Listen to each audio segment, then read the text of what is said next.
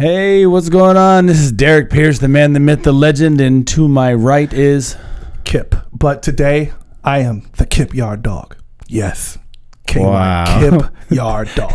Welcome to our show, Scholars and Sinners. You can choose which one is which. It's brought to you by nobody right now. It's just us.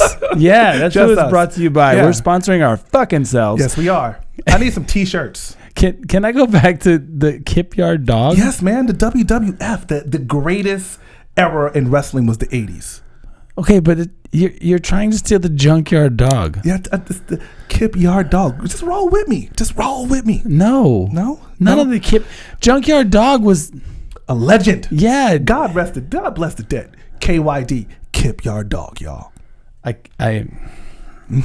can't with the He's going to get with it. He's going to get with it. I can do Ravishing Kip Rude. I thought that one was good. Mm-hmm. Kip the Animal Steel. Yes. I thought that was good. I have more to come. Kip the Hitman Heart. That one is dope too. I could get with all those. Yes. The Kip Yard Dog? What the fuck did you got lazy? That's not lazy. Look, man, he was the underdog, never was a champion. He's a black dude, the 1980s. Stay with me, D. I am. What the hell does Kip Yard... What is the Kip Yard? Nothing. A Kip Yard is nothing. All these fucking questions and just rock with me. Oh my God. Damn it, D. Okay, listen. Once again, we appreciate you guys joining us tonight. Some of the platforms that we're on is Facebook Live, YouTube, iHeartRadio, Spotify, iTunes, IGTV. You can catch us on all those platforms because we're freaking multifaceted.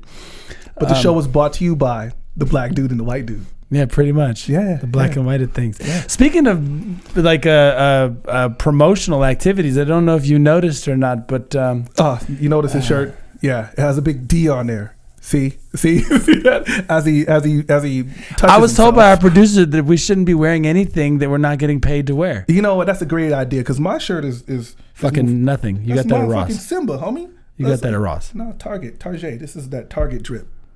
Target don't like black people. Target. What? They don't. Got it, man. No, I gotta stop shopping at Target. They don't like black people. It's actually it's a subconscious code word thing. Target as on your back. Is that for black folks? It could be. It could. I don't know. I'm stretching like fucking leaps and bounds. I'm totally stretching. Yeah, you are reaching, making me insecure. About I wanted to make it awkward. Okay, which I'm usually really good at doing is saying awkward shit. And the reason why I wanted to make it awkward is because what I want to talk about today is it's a little fucking awkward. Actually, it's a lot awkward. Especially in this day and age with our social and political climate, especially. Yeah, and so my biggest thing in regards to the level of awkwardness is we're pretty playful and, kind of like bring light to the corners and things like that. But in essence, both... Kip and myself have very, very strong political feelings about certain things. Sometimes we're on the same side of the fence. Sometimes we're on opposing sides. Opposite sides of the fence. And I ironically said playing around for themes of one of our shows is what it's like to be white in America. And I thought it was funny because I also said I want to talk about why Elvis was the greatest, most original entertainer in history. I knew that was a loaded text. I was like, D doesn't believe this shit. Elvis is the greatest entertainer in history. Get the fuck out of here. No, I certainly don't. But as soon as I said being white in America, Kip was like, yeah, cool. And I was like, oh, no. I was totally kidding. I did not mean that. And then our lovely producer sent us some literature about being white in America. And it was talking about really what it is at this day and age, at least on the outside looking in, of what it is to be white in America. Right. Now, I have very specific views on it. You are the resident expert on whiteness. Well, yes. I feel awkward. I'm just saying, hey, you're going to speak for the entire demographic. I feel like that label is not a good You are now label. The Sultan of Caucasianness. I feel like I'm standing up at the Dalai Lama of pale. Wow. I feel like I'm standing up at an AA meeting like, hi, my name is D. I'm white. I've been white for a long time. We love you, D. Speak your truth. And the irony to the joke, right, is that there is a bit of truth in most every joke, and then sometimes that's what makes it funny. Right. And that's also what makes it real. Absolutely. And I started to think about it in regards to the conversations that we've had, and it's really, at least for me, it's really fucking awkward kind of being white, right? Yeah, I think that the whole white guilt thing and the pressure of what it means to be a white male is a real thing. It absolutely is. It's something that's somewhat difficult to avoid, because in many ways you are made to bear the burden of, you know, things that you didn't have any direct, you know, input on at all. No, especially out of all people like myself, you know, I'm white because this is just as dark as my skin happens to go. Absolutely. It's not like you had a choice in being white. Right. Just like I didn't have a choice in being a black dude. Right. But what I started thinking is a long time ago, I had a friend of mine that had brown pride tattooed on the back of his arm. So on one arm it had brown and on the other one it had pride. Right. And I had another friend that also had similar tattoos that basically was saying black pride. And I always thought to myself, like, why are those two socially acceptable? But as soon as I put white pride on me, it automatically goes to the racist activity of kind of like white power, you know, anti-black or anything that's not white. Why does that go to that connotation? Now, that doesn't mean that it doesn't mean that. I truly believe for the most part it does.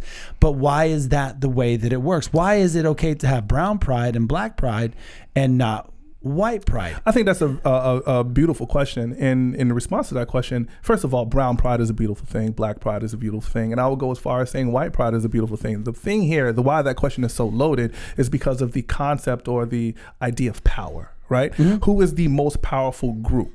White people are the most powerful group. So anything outside of that means that it comes with a connotation of dominance and oppression. Like, how did white people get that power? So anything else that says white pride or white power harkens back to an oppressive state. So yeah, it's beautiful being proud to be white. Like, if you got, I think it's a big difference if you have white pride versus Irish pride.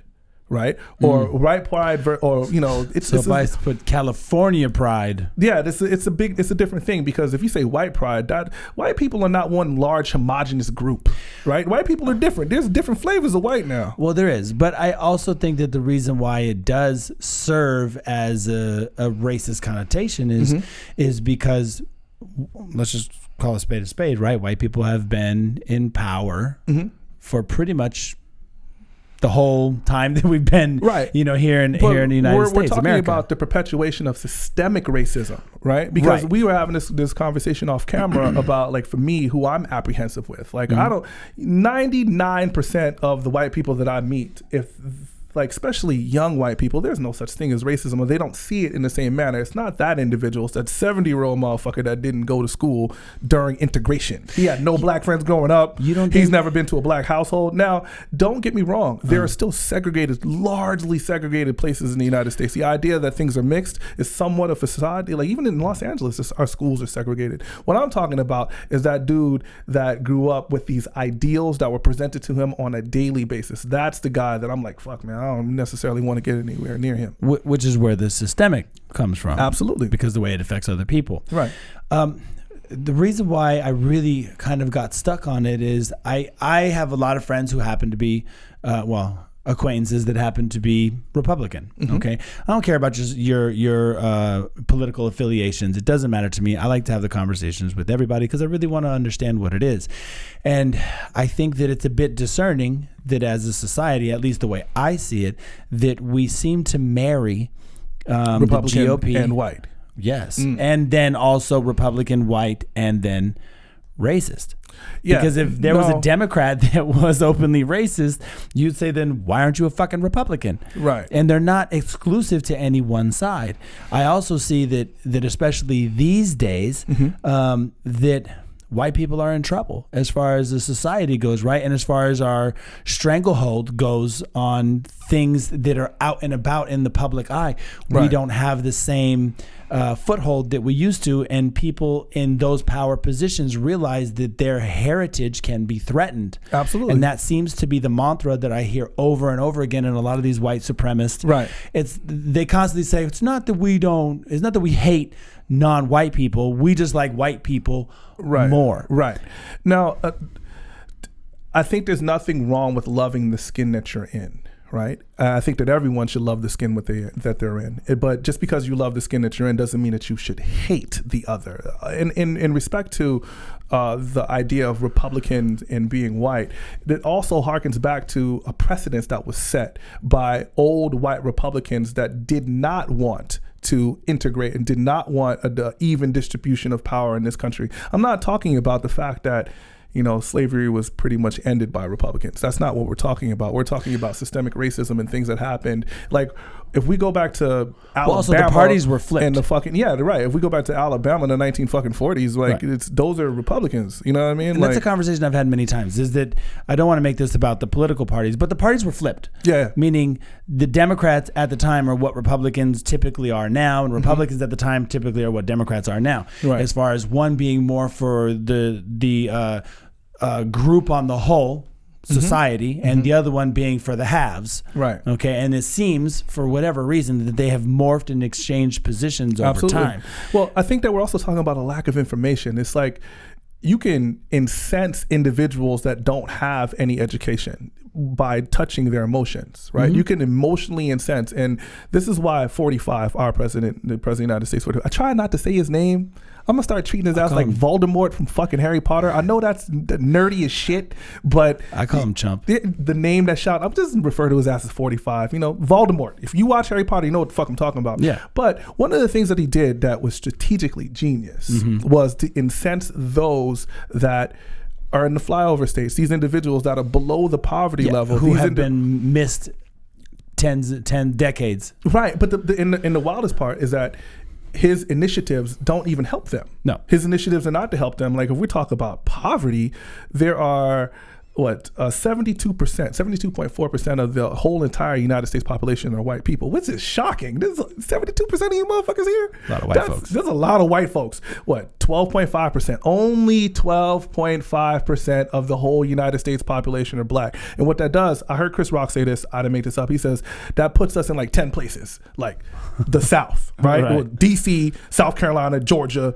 North Carolina, the South, and California. And California is like 4% of the whole population. Right? Black folks are not in South Dakota. Black folks are not in fucking Wyoming, but Montana. you know who are in Wyoming and South Dakota. Yes. White folks. And these individuals are below the fucking poverty line. Like, I pulled some numbers, right? And I think that this is very important to kind of pay attention to, right? Per capita, the higher percentage of poverty is black people. 21% of all black people are under the poverty level. Systemic racism. We'll get to that in a second, though. But only 8.7% of white people are considered poor, right? Or under the poverty level. But the problem is that 8.7% is 17 million people. Whereas in black people, that 21% is only 9 million people. So the majority of poor people in this country are white. If we're going to go back to our boy 45, right? What he did was he incensed those individuals, making him think that he was going to be their champion, right? And they lack the information to understand that he's not really their fucking champion.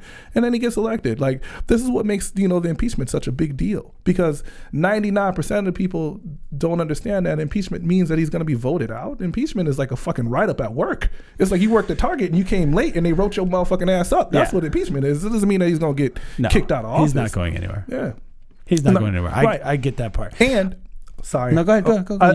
I almost feel like that the impeachment is going to be a way for his re-election campaign to paint him as a victim. Like, they've already done that. Yeah, right. Fucking Fox is amazing. Have you watched Fox? They don't have to. Look at the memes. Fox is crazy. You don't have to. Look at the fucking memes. Right. The memes are him sitting in a chair with his arms crossed and his legs crossed, talking shit about like the impeach me, but my ass is still sitting in the White House. It's fucking and crazy. Shit like that. What I'm saying here is, back to those 17 million people that feel disenfranchised, right? And they're not necessarily disenfranchised because the system doesn't work for them.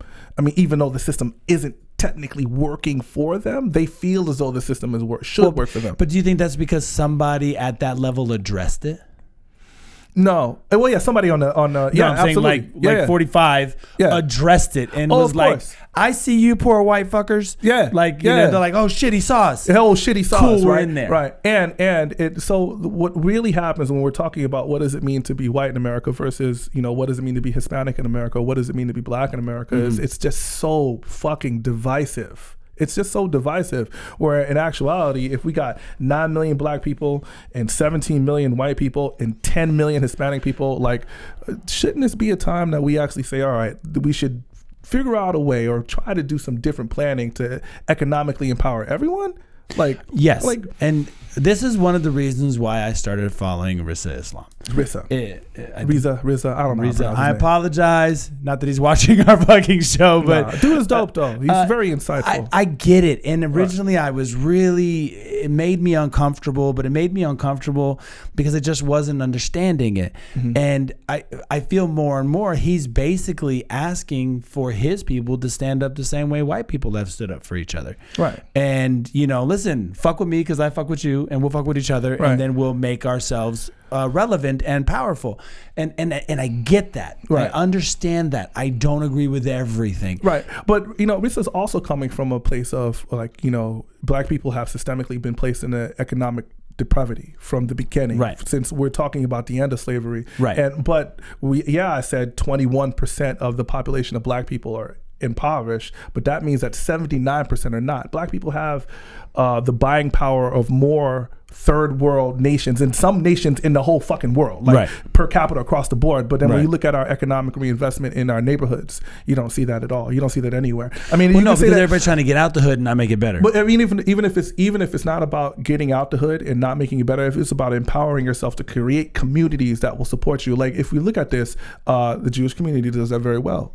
Right. And I always talk about this. Most communities, it seems, that have moved here and kept their culture very, right. very strong and alive. Themselves very well. Yes. Right. And even like we're talking about even Los Angeles where we live, the majority of people in Los Angeles are Hispanic. Like there are more Hispanic people here than if you add up all the white people, all the black people, all mm-hmm. the Asian people, there will be more Hispanic people, more Latinos here.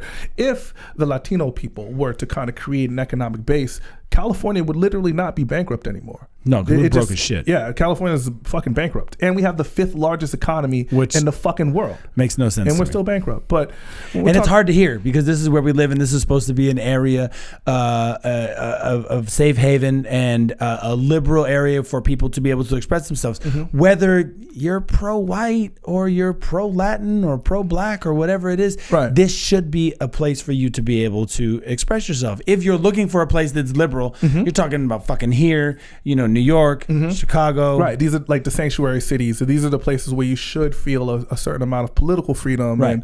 and there should be a certain amount of economic freedom here. But we're in Hollywood right now. And if you're watching this from fucking South Dakota, you probably think that Hollywood is glamorous. No, if you went outside, right. I got to dodge tents to get into my car. But the amount of homelessness and the amount of poverty, like the rich people don't live here. They live in fucking Beverly Hills. They work here and they take their ass home. Yeah. That's usually how it works. Like this is the poverty problem, because I know we started about talking about what does it mean to be white in America.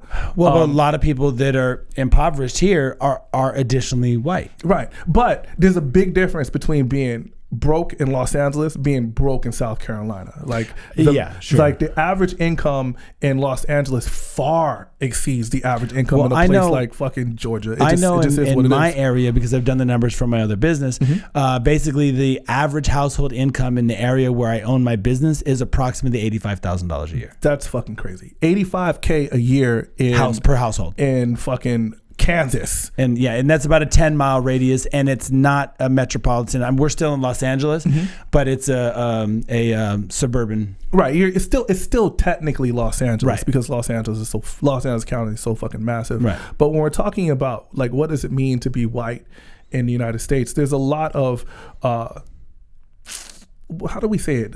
First of all, white privilege does exist, but the white guilt also does exist. I joke about white privilege all the time, and I agree that it's there. And hey, listen, thanks nature for giving me white privilege. I didn't ask for it, but I'll take it.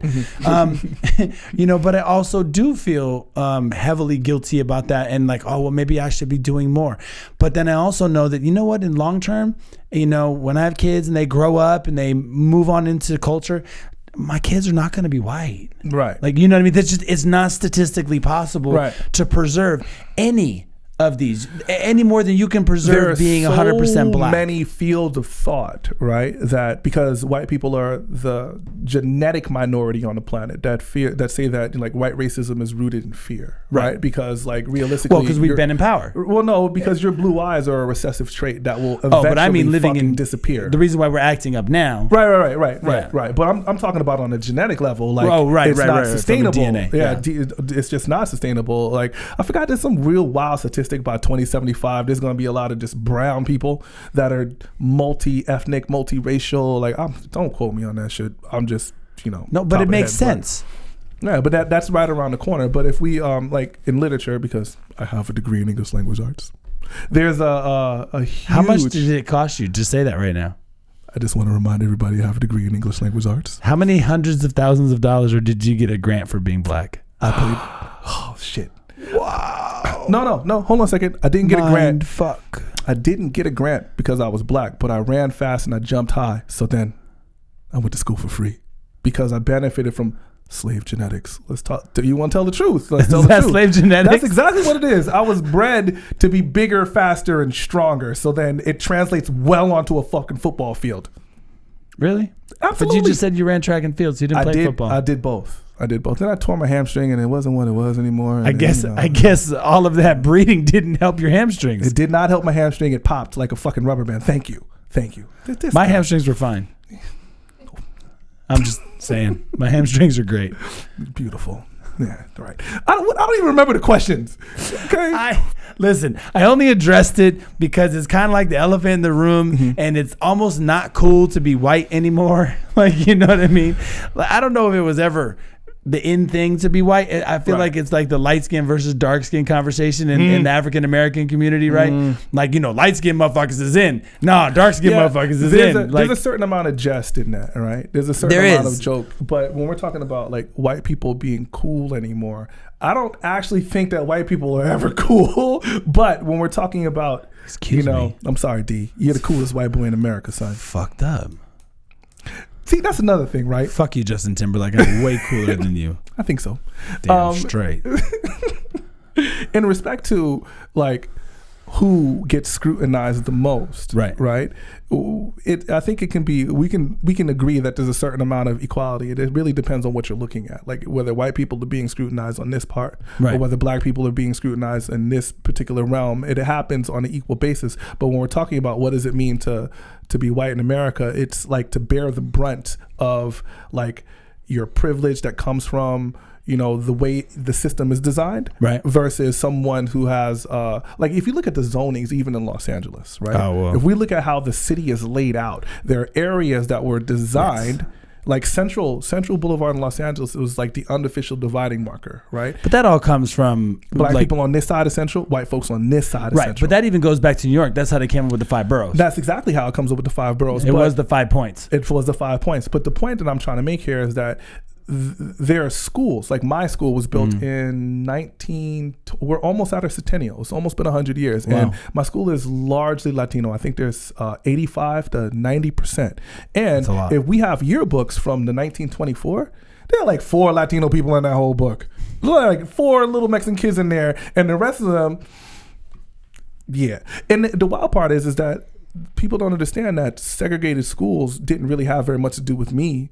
In Los Angeles, it had everything to do if your last name happened to be, Gonzalez, right, or Garcia, or Ramirez, or something. Like you went to the Mexican only school.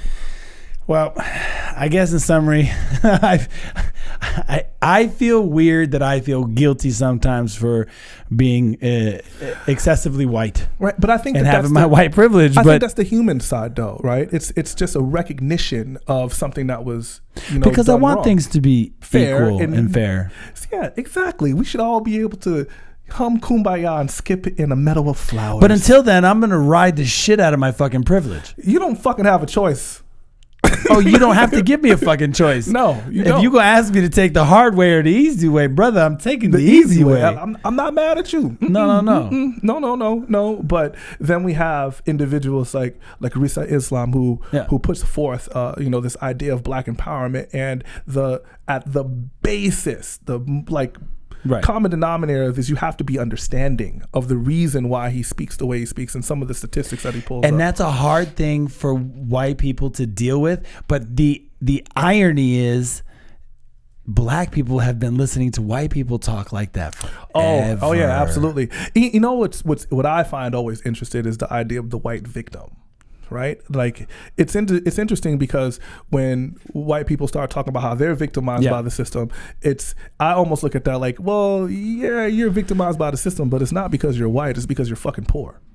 Like, right, which is a whole other conversation about classism. It's which classism. I believe in classism now more than I do believe in racism. Right. Not that racism doesn't exist, but that classism is now the same equivalency of racism, right? But classism has always been there in conjunction. Classism has always been there, but the point is who benefits from classism, and that will always harken back to a racist ideal. But when we're talking about, I always go to the flyover states, right? If we're talking about that's literally classism, right? And what 45 has done is, like I said this before, he incenses these individuals, right? To feel like they're being disenfranchised from this American ideal of, he's saying, I hear you. Yeah, like a land of the free to home. You know what's really even interesting? Like we do the Pledge of Allegiance every fucking day at my school, right? Every day, right? And I was like, yo, this is fucking brainwashing, right? And it's not like the Pledge of Allegiance has anything negative in it, but I remember being a child saying one nation under God, indivisible, with liberty and justice for all, and thinking about people getting shot in the neighborhood. Like liberty and justice for fucking who? For me? No. Like when I have to walk through, because I'm from Bed-Stuy, Brooklyn, I have to walk through fucking Beirut in the 80s to get home? Not for you. Like what the fuck? Like really? Like, but we still said that shit, and Thomas Jefferson wrote that shit, and he owned 375 human beings. Like, let's not forget.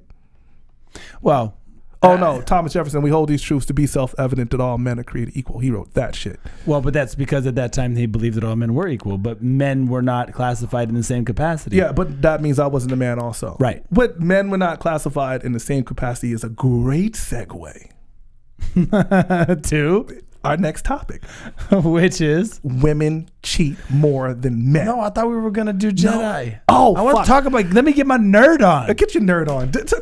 Go ahead, G. Nerd it out, fuck, man. Hey! Don't let the tattoos and the Harley Davidson and the muscle cars fool you. He's a fucking Star Wars nerd. Star Wars. Go ahead, I mean, I'm not like super. Although I did just finish the game. Played it like every day until it was done. See what I'm saying? Yeah. Look, man, I enjoy my fair share of Star Wars shit. The Mandalorian is the shit, and I'm disappointed in you. I haven't seen Mandalorian yet because I've been busy playing the fucking Return of the Jedi game. Okay. So shut the hell up. But The Last Jedi just came out, and I didn't see that shit. I'm not interested. I did see it. And here's my problem. I mean, the movie's enjoyable if you're just going to go watch and you want to see the sci-fi and all that kind of shit. And you're not really a big fan. You're not going to understand it, but it's kind of cool to watch, I guess. Mm-hmm. But to me, it was really fucking irritating. It got horrible reviews. For me. And now again, I am not like, I've seen every Star Wars movie. I don't live and die by them. I can't pull up huge amounts of Star Wars trivia like some other people can. Right. But I can tell you that if you haven't watched it yet and you don't want to know plot twists and shit like that, then don't listen to me right now. That was your spoiler alert, by the way. Yeah, that was a spoiler alert. My problem is the way that they set this up is they're really trying to merge Skywalker with Rey right now, who is now the new Jedi. Right. She's kind of a bitch in this shit, right? Like she's kind of like pussy. You know what my belief is, right?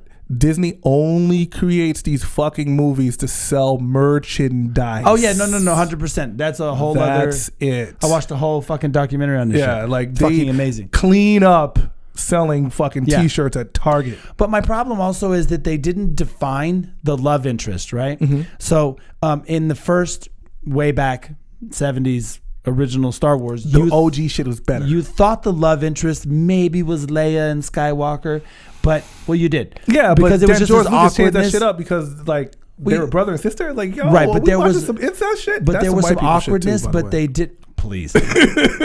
But they didn't necessarily do anything or act any kind of way. But you kind of watched it and went like, Yeah. Maybe. Right? And then when Empire came out, then you were like mind blown that they were brother and sister because Han asked that question. And he's Holy like, dude, shit. that's my sister.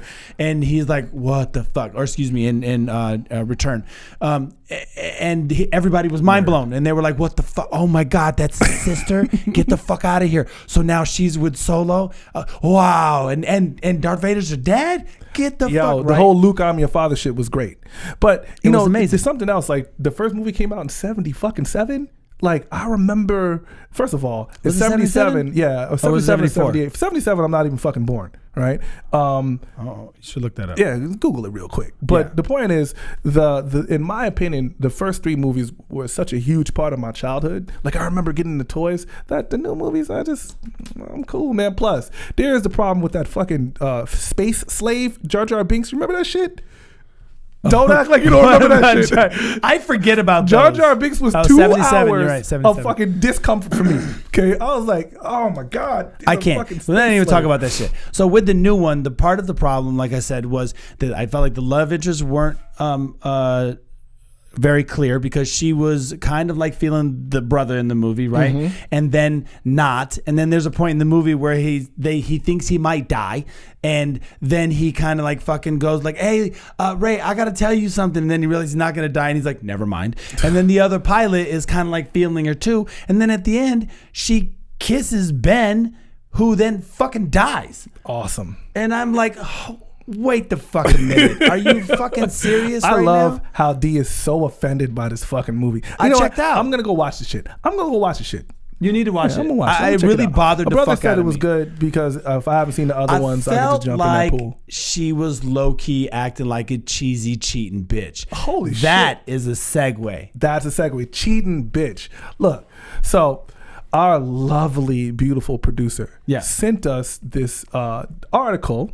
Who cheats more, men or women? Who cheats more, men or women? Like, you know what? Before we even get into the information, leave a comment. Who do you think cheats more, men or women? Who does it more, men or women? I don't know that women cheat more than men. I can tell you that they're way more effective. Yeah, they're just better at the shit. They're just better. But that's because they're long term. We're short term. I also think that's because there's a certain amount of socialization. Right? Like the male ego is, oh, that's my woman. That she belongs to me. That she ain't cheating on me. Fuck that. And she uses that to her advantage. Yeah, daddy, I'm not cheating on you. And then while she's slobbing on some other dude's knob, like for real, right? That's usually what happens. So I'm just saying, right? Like, listen, thank you for the sound effects. I just like watching our producer get really uncomfortable. She does get uncomfortable.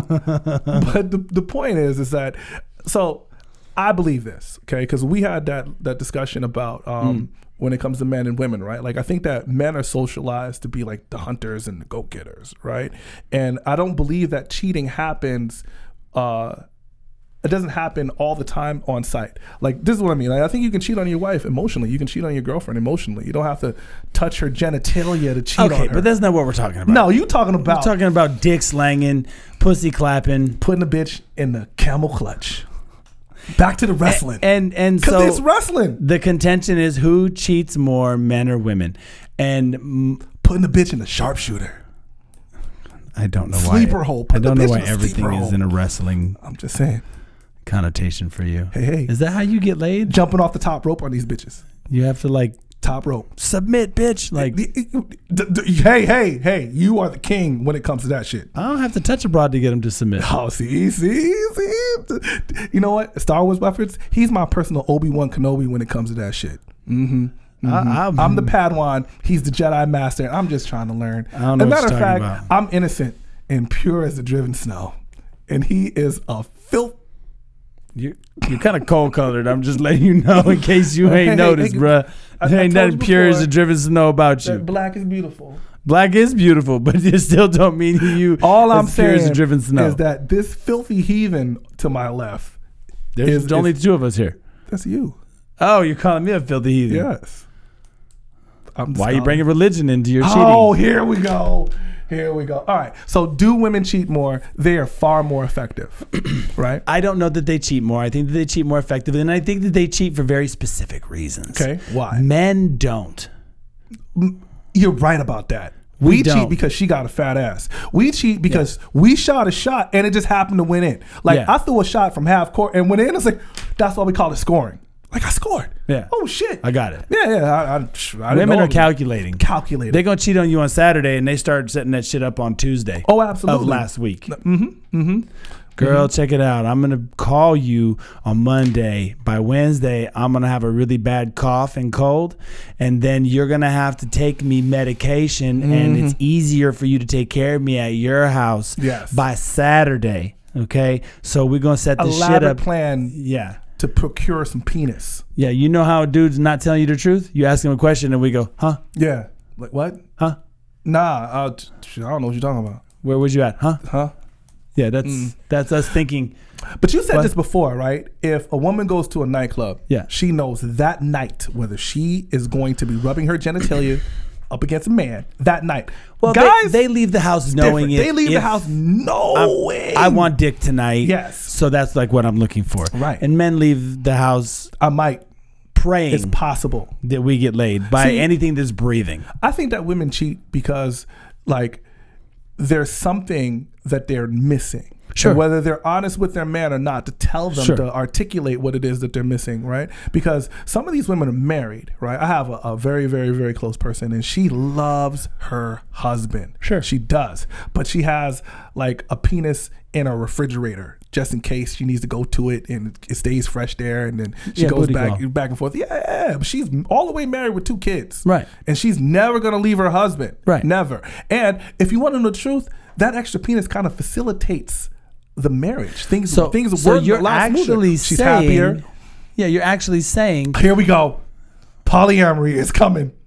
I'm only asking for clarification. Holy shit. You said it. I'm just clarifying what you said. No, what I'm saying is that they are failing because of a lack of communication. What about... So what is their communication that they should be having They should be communicating about being fucking committed to each other. And what does it mean to be committed? What happens to loyalty? Isn't loyalty a beautiful thing? So if you fuck somebody else, that means you're disloyal? Yes. Why? Because... this vagina is Can I just tell you right now he's about to try to say some dumb but smart shit so he doesn't look like an idiot because he doesn't have the fucking answer. That's what's about to happen right now. He's about to use his degree. Loyalty, that's what's happening. Loyalty is a beautiful thing, man. Like the fact that I am choosing not to give away your penis. This belongs to you. I'm choosing not is what it makes the relationship special. What about the loyalty of saying, honey, I'm going to go do X, Y, and Z. How the fuck is that loyalty? I didn't even get to finish what I was saying. Please finish, please. I didn't even get to finish that. You can't stand there. You have to sit down. Yeah, I can't have. It's hard to focus with all that. It really is. Yeah. Yeah. She can't fucking stand there. up right now. Listen, I'm talking about people not cheating. What we see. And you're distracting the thought process. I hate to see you leave, but I love to watch you walk away. Yeah, you can't do that. Don't do that. So where the fuck was I? I don't know, man. Something about fat asses? Yeah, it's got magic. It's magical. Okay. Anyway, so here's my thing. You were talking about loyalty, and I was saying that why does loyalty always have to mean, in your mind, monogamy? Why can't loyalty be, honey, I am only going to do what you allow me to go do. So if I give her permission to go do something and she does it, now does that make her more loyal or less loyal? Right. But what we're talking about I asked you a question. Yeah, I'm going to ask the question. I feel like the reason why loyalty in a monogamous state, it intensifies the idea of something being special. Right? Like this is all agreements. This is all by agreements. So what I'm going to do is I'm going to agree that you are special and that you are the one, right? One. That's why people exchange fucking jewelry and stand in front of a pastor and says you are now man and wife, right? I thought that's because religion special. Tries to control relationships. Here the fuck we go. By brainwashing and conformity. Sorry, my bad. Go ahead. Thank you. This guy. So what I'm saying here is the idea of a person being special is what heightens the level of loyalty. Listen, if you have multiple options, how is that loyal? You still haven't answered my question. You still have not answered my question. How does it make you less loyal if I give my significant other permission to do something and she abides by the rules that I have set out for her? How does that make her disloyal? Because we're talking about sacrifice. So what you're talking about is deprivation. Yes, deprivation, sacrifice. So depriving yourself of something that could potentially be good for you is a bad thing. No, we're depriving yourself of something for the potential of making something greater, right? Because a relationship shouldn't it already be great? But a relationship is more than just sex. If we talk about why people cheat, like I think that women cheat is because at one point in time, that dude was the fucking shit. He was the motherfucking man, right? And then I don't agree with that 6 months, 10 months, all right. I think that people create, especially women, create a potential kind of financial portfolio and potential growth for future, and they look at them as a particular investment and what they could be in 3 to 5 years. And men look at what they can flip right now. Right, but we just had a conversation with a friend of ours, right, that said that her friend is cheating with some dude that's ugly, right? He's an ugly dude, but he makes her laugh. And I found it pretty shocking that the ugly dude can make her laugh, but the man that she's with is supposed to be really handsome.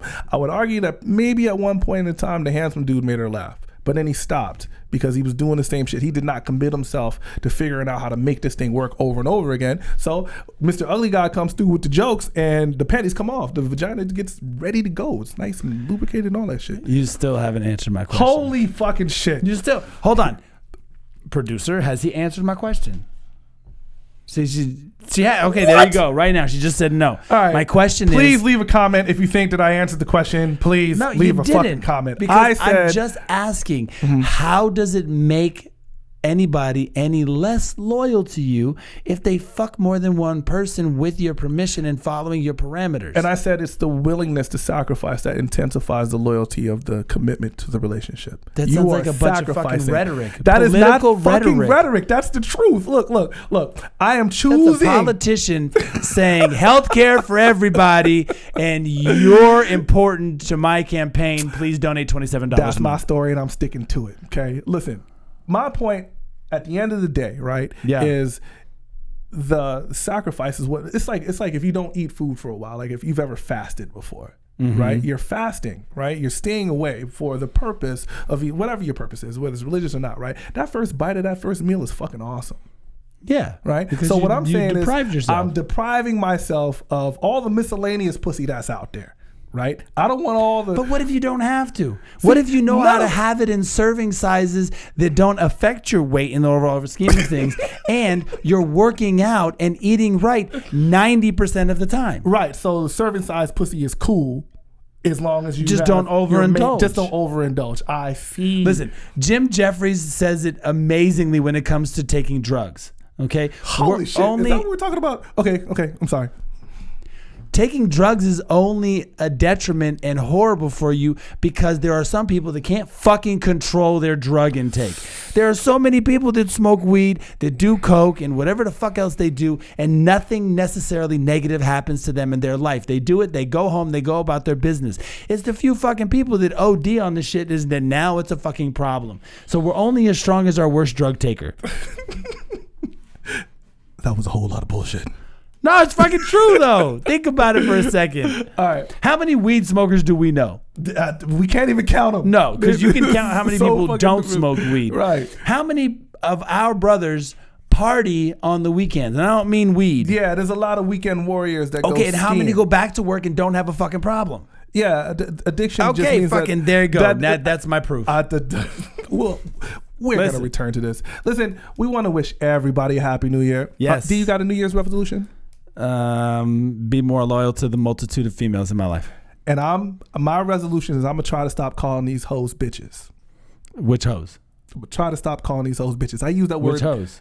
All of them. Or which? Are you gonna switch and call those bitches hoes? I just can't keep calling these hoes bitches though. So you're gonna switch it up for 2020. For 2020, hoes are no longer bitches. Bitches are now hoes. I'm trying to remove the word bitch from my vocabulary. So I'm gonna stop calling these hoes bitches. You can't do it. No faith. Listen, can't do it. Happy New Year, you guys. Happy New Year, Happy New Year, Happy New Year. We appreciate you guys visiting, listening in on the show, Scholars and Sinners. Like, comment, subscribe. Hit the heart. Hit the thumbs up. It don't cost you shit. Just hit the little fucking thing. Yeah. All access broadcasting. You can catch us on Facebook Live, iHeartRadio, YouTube, iTunes, Spotify, and IGTV. We on there. Enjoy it. We're out. Love.